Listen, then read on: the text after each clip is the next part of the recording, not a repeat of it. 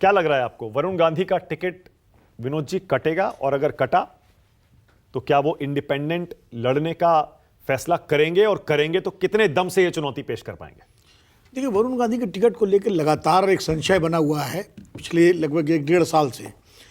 जब से वरुण गांधी तमाम किसान आंदोलन के मुद्दे को लेके, महिला पहलवानों के मुद्दे को लेके, अर्थव्यवस्था के सवालों को लेकर के वो लगातार लेख लिखते रहे और बहुत सारे ऐसे बयान देते रहे और बहुत सारी ऐसे ट्वीट करते रहे जो बीजेपी के को असहज स्थिति में डालने वाले हैं, पार्टी लाइन की से अलग। और कई बार तो ऐसा लगा कि जब राहुल गांधी अपनी भारत जोड़ो यात्रा कर रहे थे तो राहुल गांधी के भाषण और वरुण गांधी के भाषण बहुत मिलते जुलते से थे।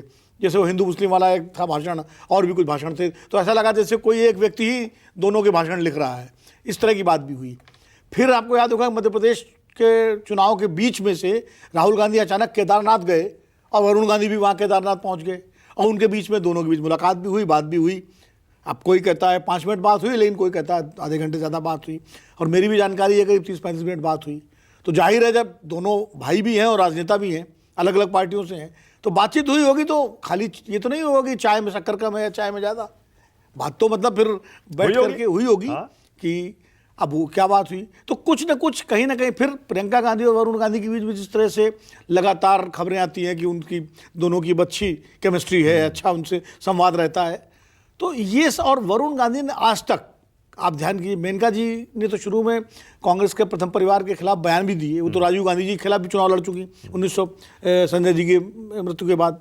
लेकिन वरुण गांधी ने आज तक कभी भी अपने परिवार के खिलाफ कोई बयान नहीं दिया। गांधी परिवार की, वही उनका ही परिवार है, मतलब हाँ। सोनिया गांधी, राहुल गांधी, नहीं मोदी जी का भी तो परिवार है। वो तो राजनीतिक परिवार है, वो मैं जो वंशानुगत परिवार, जो वंश का परिवार, जो बायोलॉजिकल फैमिली है, वो तो एक ही है ना, इंदिरा गांधी की फैमिली जो है। तो उसके खिलाफ उन्होंने ना कभी सोनिया गांधी के खिलाफ कोई बयान दिया, ना राहुल गांधी के खिलाफ, ना प्रियंका गांधी के खिलाफ। और बल्कि 2014 के चुनाव में तो उन्होंने, जब वो चुनाव लड़ रहे थे सुल्तानपुर से, तो उनके एक बयान से राहुल गांधी को बड़ी मदद मिली थी। उन्होंने कहा कि अमेठी में बहुत अच्छे काम हुए हैं सोशल सेक्टर में, एनजीओ सेक्टर में, उनसे सीखना चाहिए, इस तरह का उन्होंने बयान देके मदद भी की थी। तो ये सब चीज़ें ऐसी हैं जिससे उनके टिकट को लेकर लगातार अभी भी संशय बना हुआ है। देखिए, भारतीय जनता पार्टी ने 51 उम्मीदवार घोषित कर दिए उत्तर प्रदेश में, और जिनको घोषित करना था, जो उसमें 51 में 47 पुराने हैं और 4 जो हैं नए, वो भी हारी हुई सीटों पर है। तो अगर वरुण गांधी का टिकट पक्का होता और मेनका जी का, तो अब तक घोषणा हो जानी चाहिए थी उस हिसाब से। लेकिन कहीं ना कहीं कोई दुविधा तो पार्टी नेतृत्व में है कि देंगे कि नहीं देंगे। अब ये तो भारतीय जनता पार्टी का नेतृत्व जाने, मैं नहीं कह सकता, लेकिन ये एक संशय बना हुआ है। आपका जो अगला सवाल है कि अगर टिकट नहीं मिला तो वरुण क्या करेंगे, देखिए, वरुण गांधी राजनेता हैं और 3 टर्म के सांसद हो चुके हैं, 2009, 2014 और 2019 में। वो क्यों नहीं फिर चौथी टर्म का सांसद बनना चाहेंगे? अगर भारतीय जनता पार्टी उनको टिकट दे देती है तो भाजपा के सांसद में चुनाव लड़ेंगे। लेकिन अगर उनको टिकट नहीं मिलता है तो निश्चित रूप से अपना विकल्प वो, मुझे लगता है कि खुला रखेंगे। अब वो निर्दलीय लड़े, उनको समर्थन इंडिया गठबंधन के दोनों घटक दल दें, कांग्रेस और समाजवादी पार्टी।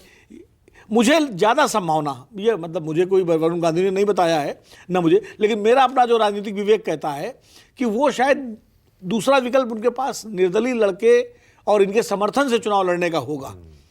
अब पीलीभीत से ही, देखिए, जिस तरह मुझे लगता है पीलीभीत से ही वो लड़ना चाहेंगे, क्योंकि वहीं से सांसद हैं, और अक्सर अभी हमेशा चुनाव से अभी कुछ दिन पहले तक भी वो पीलीभीत में ही डेरा जमाए। वो लगातार महीने में कम से कम 2-3 बार पीलीभीत जाते हैं।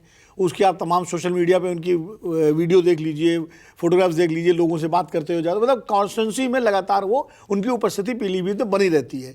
तो जाहिर है अगर उनको निर्दलीय लड़ना होगा तो ऐसी स्थिति ये होगी, फिर वो पीलीभीत ही उनके लिए सबसे मुफीद कॉन्स्टिट्यूंसी होगी। क्योंकि एक उसमें कैच है कि अगर कहीं बीजेपी ने मेनका जी का टिकट दे दिया पीलीभीत से, मान लीजिए, मतलब राजनीति में कुछ भी संभव है, तो फिर उनके लिए ये होगा कि भाई अगर मां लड़ेगी बीजेपी से तो वो उनके खिलाफ नहीं लड़ेंगे। फिर या तो अपनी मां का चुनाव लड़ाएं वो, या वो पर मां लड़ना चाहेंगी, अब ये भी तो सवाल है। अब ये तो देखिए, मां को तय करना है, मेनका जी को तय करना है। इसके बारे में हम आप क्या कह सकते हैं। लेकिन मेनका जी ने देखिए कोई बयान नहीं दिया ऐसा पार्टी के खिलाफ, या ऐसा जिससे पार्टी असहज हो बीजेपी को लेकर। बल्कि जब नई संसद का उद्घाटन हुआ था तो जो सबसे वरिष्ठतम सांसदों में से लोकसभा में उनको बोलने का मौका भी दिया गया था, वो बोली भी थी। और उनके ट्वीट वगैरह भी देखिए जो एक्स पे पोस्ट करती हैं, तो सरकार को असहज करने वाले नहीं हैं।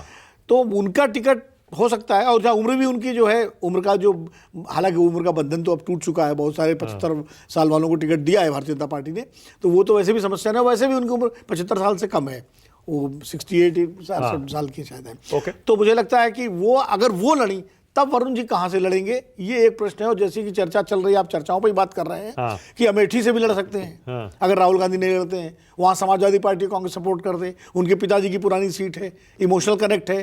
तो रायबरेली से भी लड़ सकते हैं, रायबरेली, क्योंकि सोनिया गांधी रायबरेली छोड़ चुकी हैं, प्रियंका गांधी की खबर आ रही है कि वो नहीं लड़ना चाहती। अब ये अगर क्या वो भी संभावना नहीं, अब मुझे लगता है अमेठी ज़्यादा संभावना लगती है मुझे, क्योंकि अमेठी का जो इमोशनल कनेक्ट है उनका, उनके परिवार का, उनके पिताजी का, उनकी माँ भी वहाँ से लड़ी है, चुनाव हालांकि जीती नहीं थी, लेकिन पिता तो उनके जीते भी थे। ओके।